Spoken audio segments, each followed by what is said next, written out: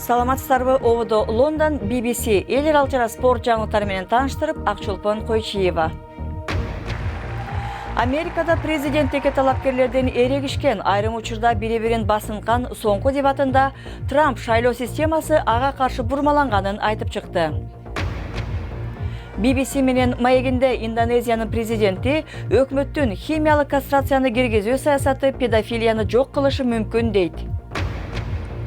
Ошондой эле 94 жашка келгенде араң эмгеге таанылып жаткан британдык индиялык сүрөтчү менен таанышабыз.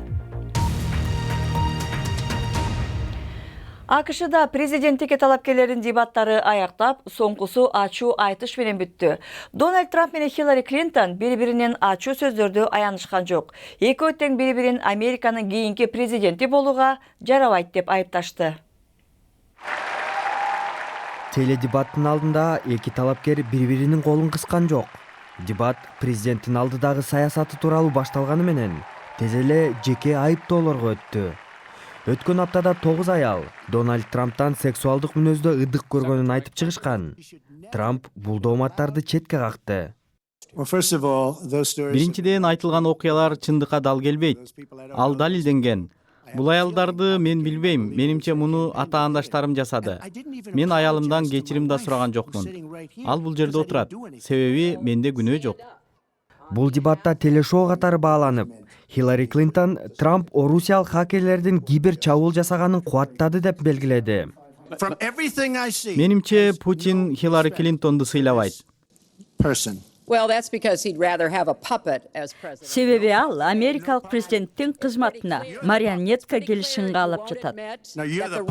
Андан соң бүгүн башкы жаңылык болгон сөздөр айтылды. Жеңилип калсаңыз, жыйынтыкты тааныйсызбы деген суроого Трамп түз жооп берген жок. Мен аны учурунда айтам, азыр күтө тургула. Эмитен эле быйылкы президенттик ат салыш адаттан тыш деп мүнөздөлүп келет. Трамп шайлоонун жыйынтыгын тааныбай коюшу мүмкүн деген жоромолдор көптөрдү таң калтырды. Өлкөнүн айрым аймактарында алдын ала добуш берүү процесси башталган. Бирок Трамптын сөздөрүнөн кийин эки талапкердин кармашы шайлоодон кийин да уланышы мүмкүн.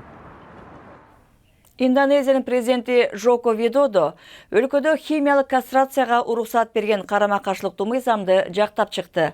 Бул мыйзам өткөн айда Индонезияда өспүрүм кызды зордуктап өлтүрүп кеткен окуядан кийин киргизилген.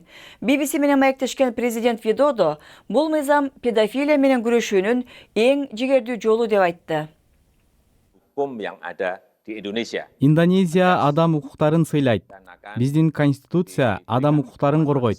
Бирок сексуалдык зомбулук боюнча айыпталгандарга катаал чара көрүлүшү керек.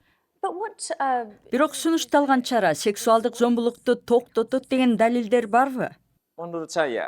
Менимче химиялык кастрация сексуалдык зомбулукту азайтат. Ага убакыт керек.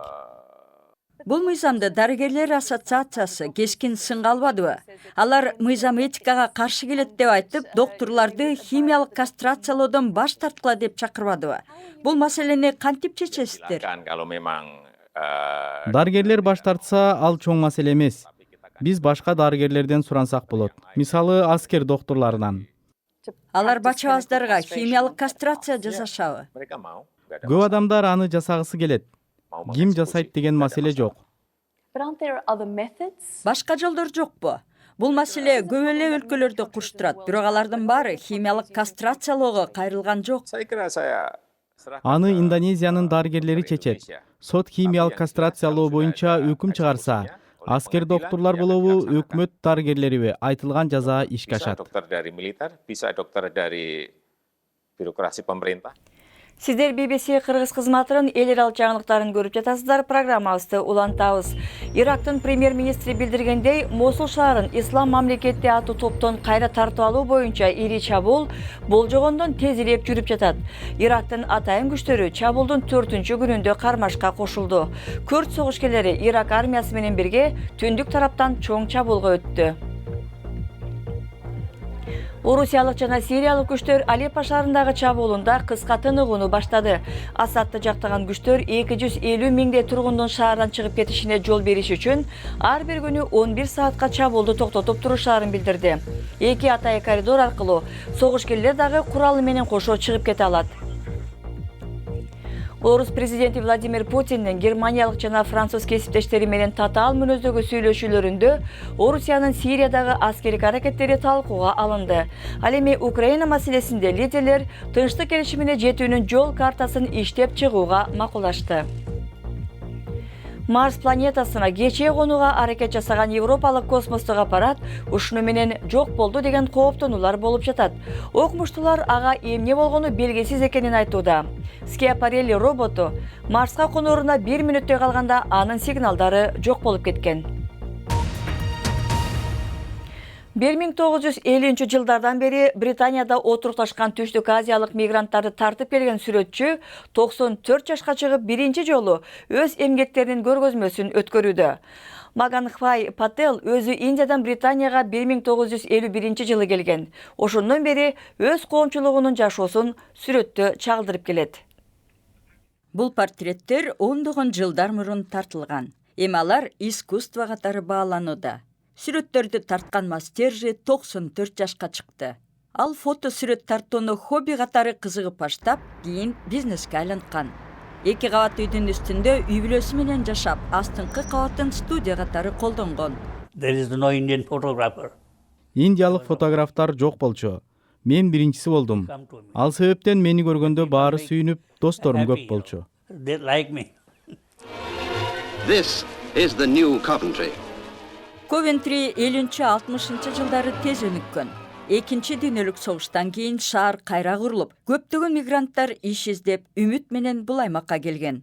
Сүрөттөр мигранттар жергиликтүү калк менен кантип аралашканын, алардын кыялдары жана албетте моданы чагылдырат. Мастержинин кызы сүрөттөгү адамдардын көзүнөн үмүт көрсө болот. 80-жылдары тартылган сүрөттөр мага абдан жагат. Ал учурдагы моданы да жактырам деп айтты. Бул сүрөттөр Ковентри аймагындагы индус коому тууралуу көп маалыматтарды камтыйт. Сүрөттөргө 50 жыл болду жана алар көптү түшүндүрөт. Ковентридеги көргөзмөдөн кийин сүрөттөр Италиядагы көргөзмөгө коюлат. Мастержи болсо Мумбай шаарындагы атактуу фотографтардын сыйлыгына көрсөтүлдү. Ал Мумбай шаарынан 66 жыл мурун Англияга жер которгон. 94 жашка чыкканы менен аксакал дали сүрөт тартат экен. Эми спорт жаңылыктары. Европалык лигада бүгүн Түркиялык Фенербахче менен Манчестер Юнайтед беттешет. Жозе Мориньо түрктөргө каршы күчтүү курамды чыгарам деди. Бирок оюнга Уэйн Руни катышарын ал билдирген жок. Айтмакчы, түрктөр тарабында Юнайтеддин мурунку чабуулчусу Робин ван Перси чыгат, анын мурунку тренер Луи ван Гал Фенербахчеге саткан. Людогорецти 6-0 менен жеңип алган Арсенал Чемпиондор лигасындагы тобунун башында турат. Арсеналдагы Месут Озил оюндун экинчи бөлүгүндө хэт-трик гол киргизди. Ал ортодо Манчестер Сити менен Барселонанын оюну 4-0 менен аяктап, Лионел Месси хэт-трик гол киргизип, соңку топту Неймар киргизди. Теннисте аялдар ичинде биринчи ракетка болгон Анжелик Кербер жаңы ийгилигине дали көнө албай жатканын айтууда.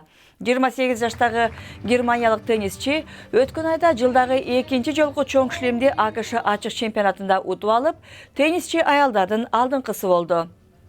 Серена Уильямс травма алып Сингапурдагы теннис ассоциациясынын финалдык оюндарынан чыккан соң, Кербер жылдын соңуна чейин биринчи ракетка болуп кала бермекчи.